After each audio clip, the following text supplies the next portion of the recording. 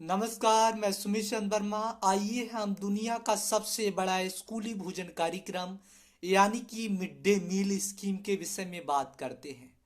जैसे कि हमें विदित है कि 15 अगस्त 1995 को मिड डे मील योजना की शुरुआत की गई और 2001 में पका हुआ भोजन की व्यवस्था की गई, यानी कि कक्षा 1 से लेकर कक्षा 8 तक के विद्यार्थियों को, जिनकी आयु 6 से लेकर 14 वर्ष तक के मध्य होती है अथवा 14 वर्ष तक होती है, उन बच्चों को निःशुल्क भोजन की व्यवस्था।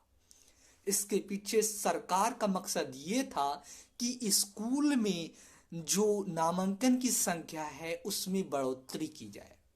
प्रधानमंत्री नरेंद्र मोदी जी के नेतृत्व में इस योजना का नाम बदलकर प्रधानमंत्री पोषण शक्ति निर्माण योजना किया गया, जिसके अंतर्गत एक नया बिंदु का समावेश किया गया। ये नया बिंदु था कि 3 से 5 वर्ष तक के बच्चों यानी कि बाल वाटिका के छात्रों को भी इसमें जोड़ा जाए। पहले योजना 6 से लेकर 14 वर्ष तक के बच्चों को थी। अब इस योजना में 3 से 5 वर्ष तक के बच्चों को भी सम्मिलित किया गया, अर्थात 24 लाख नए स्टूडेंट्स को इस योजना का लाभ मिलना एक अच्छी पहल के रूप में देखा जा सकता है। अगर हम इस योजना के उद्देश्यों की बात करें, आखिर क्या जरूरत थी कि प्रधानमंत्री पोषण शक्ति निर्माण योजना, जिसे आज की तिथि में कहते हैं और जिसके प्रसिद्ध नाम है मिड डे मील स्कीम, की शुरुआत क्यों की गई? हम कई बिंदुओं पर पहुंचते हैं। मिड डे मील योजना की शुरुआत करने का पहला मकसद निकल के आया कि बच्चों के नामांकन की संख्या में बढ़ोतरी करना। दूसरा महत्वपूर्ण बिंदु था लैंगिक अंतराल को कम करना, क्योंकि जब बालक और बालिकाएं विद्यालय में साथ बैठकर भोजन करेंगे अथवा करेंगी तो उनमें लैंगिक समानता की विचारधारा विकसित होगी। दूसरा महत्वपूर्ण बिंदु निकल कर आता है कि बच्चों के मध्य जाति व वर्ग के अवरोध को मिटाने में सहायता मिलेगी, क्योंकि वहां बिना जातिवाद के SC, ST, OBC, जनरल सभी लोग एक पंक्ति में भोजन ग्रहण करेंगे तो निस्संदेह रूप से बच्चों में जातिवाद की भावना कोई भी प्रबल नहीं होगी और वो जाति और वर्ग को अवरोध को मिटाने में सहायक होंगे। अगला महत्वपूर्ण बिंदु ये भी निकल कर आता है कि बच्चों में विभिन्न अच्छी आदतों का विकास हो सकेगा, जैसे कि एक पंक्ति में बैठकर भोजन खाना, खाना खाने से पहले साबुन से विशेष रूप से हाथ धुलना, आपसी सहयोग की भावना विकसित होना और बिना भेदभाव के, एकता के, परस्पर सहयोग के और खाने के तरीके का विकास होना। और अगला महत्वपूर्ण बिंदु ये भी निकल कर आता है कि इस योजना के द्वारा विशेषकर महिलाओं को जमीनी स्तर पर रोजगार मिल सकेगा, क्योंकि आंकड़े बताते हैं कि 25 लाख से ज्यादा रसोइया सहायकों को इस योजना के अंतर्गत रोजगार मिला है। हालांकि ये बड़े दुर्भाग्य का विषय है कि अगर यूपी के ही संदर्भ में हम बात करें तो रसोइया का वेतन सिर्फ और सिर्फ लगभग 1500 रुपए प्रति माह है, जो कि आज के महंगाई के दौर में बहुत ही कम है। अगर हम देखें तो महिला रसोइया को एक साल में सिर्फ और सिर्फ 10 माह ही रोजगार मिल पाता है और ऊपर से रोजगार मिलता है, ये सही बिंदु है, लेकिन रोजगार के रूप में जो मानदेय है वो बहुत कम है और वो पूरे वर्ष उन्हें मानदेय नहीं मिल पाता है, जो कि एक नकारात्मक बिंदु है।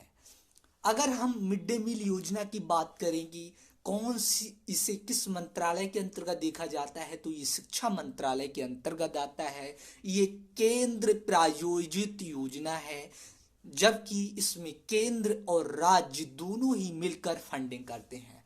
इसलिए जब इसका नाम प्रधानमंत्री पोषण शक्ति निर्माण योजना किया गया तो विपक्ष ने इस पर सवाल भी उठाया, जब इस योजना की फंडिंग राज्य और केंद्र दोनों करते हैं तो इसका नाम बदलना कहां तक उचित है।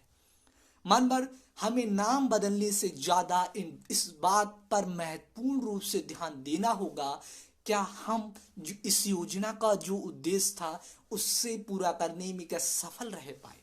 क्योंकि आए दिन हम समाचार पत्रों में अथवा न्यूज चैनलों में देखते हैं कि आज भी योजना किसी ना किसी रूप में जातिवाद के जब्त में है।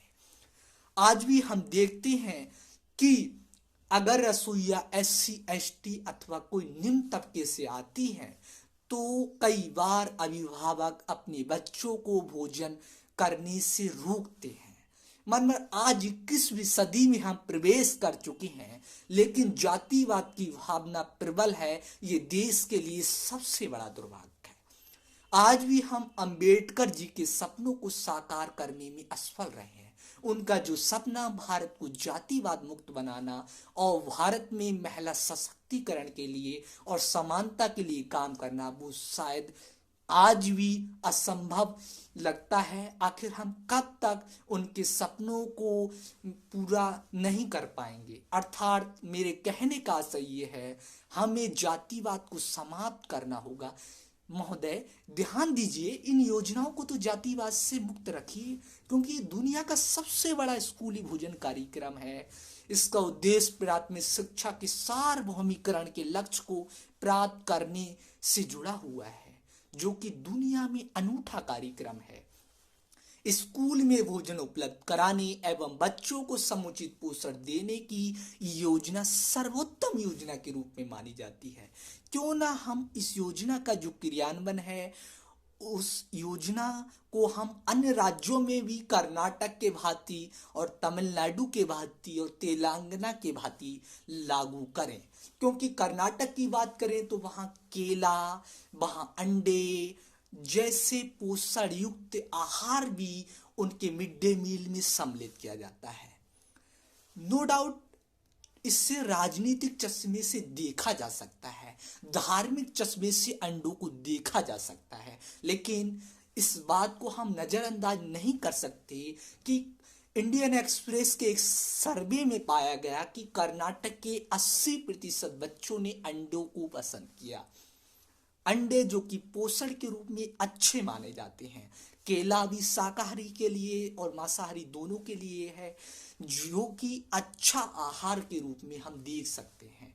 क्यों ना हम मिड डे मील योजना में केला, दूध, पनीर और इसके साथ ही हम केला, पनीर, दूध, अंडे इत्यादि को सम्मिलित करें, जिससे ये विकसित हो सकेगा, बच्चों में पोषण का स्तर है वो उच्च हो सकेगा, उनमें जो स्टंटिंग की समस्या रहती है वो भी कम हो सकेगी। आखिर कब तक हमारी ये योजना भ्रष्टाचार की गिरफ्त में रहेगी? कब तक ये हम देखते रहेंगे कि ग्राम प्रधान, प्रधान अध्यापक और रसोइयों की टिकड़ी से इसे ठीक से लागू नहीं किया जाएगा? हमारे ग्राम पंचायत स्तर पर जितनी भी लोगों को निगरानी की जिम्मेदारी दी गई है, वो मानवता की भावना से एक बार इसे ईमानदारी से लागू करें। और दूसरा, प्रधान अध्यापक जिसे चाणक्य जी कहते थे, किसी राष्ट्र का उदय और अंत अध्यापक के हाथों में होता है, उन्हें भी इस योजना को लागू करने की ठीक से जरूरत है, क्योंकि ये बच्चों के भविष्य को तय करती है। क्योंकि स्वस्थ शरीर में ही स्वस्थ मस्तिष्क का निवास होता है। दूसरा, तमिलनाडु राज्य जो मिड डे मील योजना को लागू करने वाला पहला राज्य था, इस योजना के संदर्भ में देखें तो अन्य राज्यों में भी इस योजना को तमिलनाडु के भांति लागू किया जाए, क्योंकि तमिलनाडु में प्रत्येक गुरुवार को हेल्थ कार्ड लागू किया जाता है। यहाँ हेल्थ कार्ड लागू के माध्यम से बच्चों की हेल्थ की परख की जाती है, क्योंकि स्वस्थ शरीर ही बच्चे का सर्वांगीण विकास के लिए जरूरी होता है। और तमिलनाडु में नाश्ता को भी लागू किया गया है। यानी कि अगर हम मिड डे मील योजना में ब्रेकफास्ट को भी लागू करेंगे तो बच्चे स्कूल आने में रुचि और भी विकसित होगी और पोषण का स्तर और भी बढ़ेगा, क्योंकि ये आंकड़े हमें चौंका देते हैं कि देश में लगभग 35.5% children under 5 are stunted, 19.3% wasted और 32.1% अंडरवेट। महोदय, ये आंकड़े हमें चौंका देते हैं, इसलिए हमें इस योजना को ठीक से लागू करना होगा। भारत दुनिया के लगभग 30% अविकसित बच्चों और 5 वर्ष से कम आयु के लगभग 50% गंभीर रूप से बच्चों का केंद्र है। लेकिन हम ये कहते हैं कि भारत दुनिया की सबसे बड़ी 5वीं अर्थव्यवस्था बन चुका है।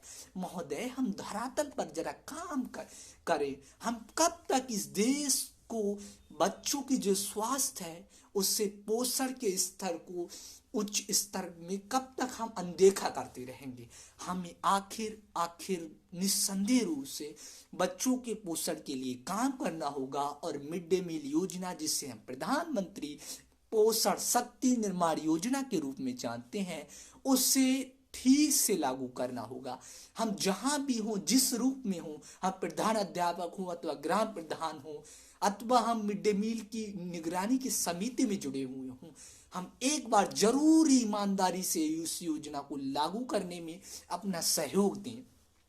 दूसरा महत्वपूर्ण बिंदु ये है कि योजना और भी महत्वपूर्ण तब बन जाती है क्योंकि आंकड़े बताते हैं कि लगभग 11 करोड़ से भी ज्यादा बच्चे इस योजना का लाभ उठा रहे हैं।